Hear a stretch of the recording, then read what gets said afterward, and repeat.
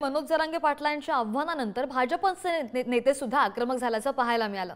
शरद पवारांविरोधात मनोज जरांगे का बोलत नाहीत असा सवाल सुद्धा त्यांना सुधीर मुनगंटीवार यांनी उपस्थित केलाय। तर महाविकास आघाडीचे उमेदवार पाडण्याची भाषा जरांगे का करत नाहीत असाही सवाल उपस्थित करण्यात आलाय। तर पवार आणि ठाकरेंनी आतापर्यंत आरक्षण का दिलं नाही, जरांगे त्यावर का बोलत नाही अशी टीका सुद्धा भाजपचे राधाकृष्ण विखे पाटील यांनी केली आहे।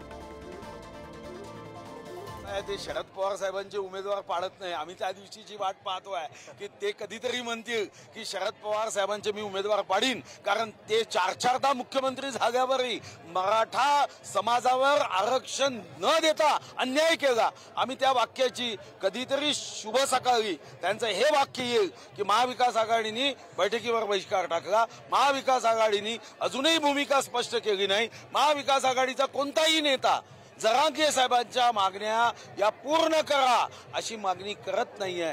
म्हणून आम्ही महाविकास आघाडीचे उमेदवार पाडू या एका पवित्र वाक्याची आम्ही वाट पाहतोय।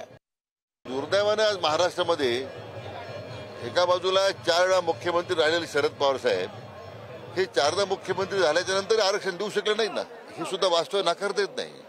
किंवा महाविकास आघाडी सरकारमध्ये आता उद्धव ठाकरे आणि 2 वर्ष मुख्यमंत्री होते, कोणता प्रयत्न त्यांनी मराठा आरक्षणाबद्दल केले? तर याचे केव्हा तरी मला वाटतं सिंहवाल सुद्धा या बाबतीमध्ये थोडा विचारमंथन होण्याची आवश्यकता आहे।